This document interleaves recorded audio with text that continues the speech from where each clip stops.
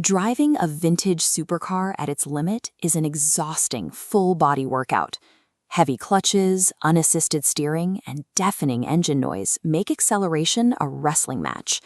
This graph shows the steady drop in 0 to 60 times through the 70s and 80s. But the true defining benchmark of the era was crossing a very specific line, 0 to 60 miles per hour in exactly 6 seconds. Breaking that barrier separated highly competent sports cars from the elite tier of true supercars. It was the entry fee for legendary status. Hitting that mark in the 80s came with severe physical hurdles. Tire compounds were hard and aerodynamics were still in their infancy, severely restricting how much grip you could physically get to the rear wheels. Look at this physics model showing a car's center of gravity. When you accelerate hard, longitudinal force shifts weight to the rear axle. More weight over the drive wheels equals more traction, allowing the car to put power down without spinning the tires. 5 legendary cars solved this physics problem in entirely different ways: the Lamborghini Countach, the Porsche 928, the Lotus Esprit, the Aston Martin V8 Vantage, and the Ferrari Testarossa.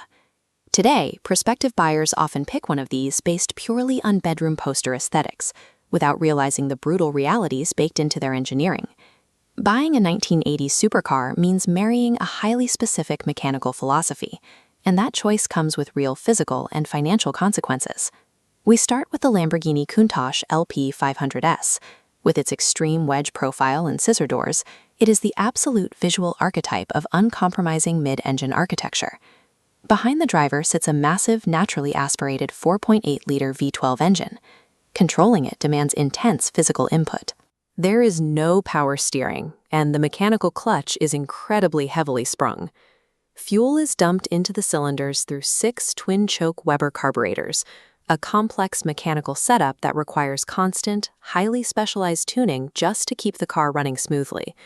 When it works, it delivers a pure, mechanical driving connection that modern cars simply cannot replicate. But the trade-off is steep. Extracting that performance causes actual physical exhaustion. Oh, and you have absolutely zero rearward visibility. At the exact opposite end of the traditional spectrum sits the front-engine Aston Martin V8 Vantage. Here, a massive 5.3-liter naturally aspirated V8 is bolted into a heavy steel chassis.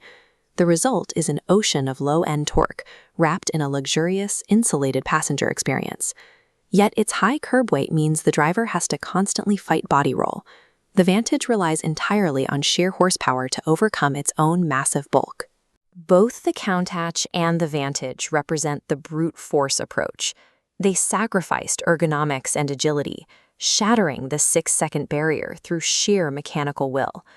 Lotus founder Colin Chapman took a completely different approach, relying on his famous philosophy: simplify, then add lightness. The Lotus Esprit Turbo SE executed this with a lightweight composite fiberglass body draped over a steel backbone chassis. Instead of a high-displacement engine, Lotus used a small 2.2-liter inline-4 paired with an intercooled turbocharger. This created an exceptional power-to-weight ratio, translating into hyper-agile, slot car-like handling on twisty roads. This chart illustrates the drawback of 1980s forced induction. Notice the flat response at low RPM, followed by a violent vertical spike in power, severe turbo lag. Managing that explosive surge requires predictive throttle control to keep the rear tires from losing traction. Meanwhile, Germany offered a highly technological Grand Touring solution to the same physics problem with the Porsche 928 S4. Looking at this wireframe layout, you can see Porsche's strategy: a front-mounted 5.0-liter V8 connected via a central torque tube to a rear-mounted transaxle. Splitting the engine and the transmission perfectly balanced the vehicle, achieving a 50-50 weight distribution. Combined with the Weissach axle, this layout provided unmatched high-speed stability and cross-continent comfort. The trade-off is emotional. The 928 sacrifices the dramatic, exotic theater of its mid-engine Italian rivals. Both Lotus and Porsche utilized advanced packaging, one prioritizing lightweight agility, the other balanced stability, proving that precision engineering could easily outsmart brute force. Then there is the Ferrari Testarossa, the overarching winner of this historical shootout, designed specifically to bridge the gap between exotic theater and daily reality. Its predecessor, the Berlinetta Boxer, had a fatal flaw. Its front-mounted radiators routed boiling hot coolant lines directly through the passenger cabin. This schematic shows Pininfaria's fix. Instead of routing hot lines through the center, they relocated the cooling system into dual radiators positioned on the car's sides. Accommodating these radiators forced Ferrari to adopt a wide rear track and aerodynamic side strakes to cover the intakes. Nestled between these radiators sits Ferrari's final production 4.9-liter flat 12 engine.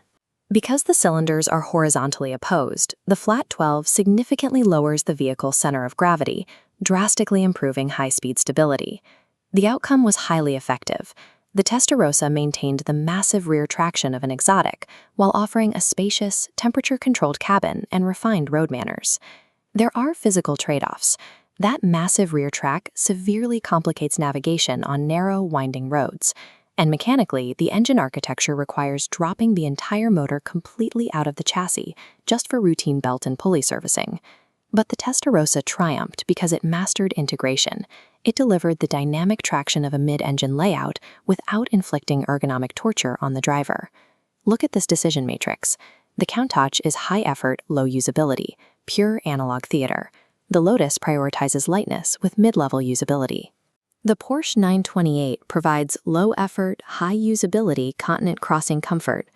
Finally, the Testarossa perfectly integrates exotic presence with high usability and high maintenance. But regardless of which philosophy you align with, you must accept the hidden exotic tax. In practical terms, these older architectures demand bespoke factory tools, custom scrubbed tire sets, and extremely specialized mechanics who actually know how to work on them. A remarkably cheap initial purchase price almost always masks tens of thousands of dollars in deferred engine-out maintenance. The sticker price of a 1980s supercar is really just the down payment on the specific engineering philosophy you choose to adopt.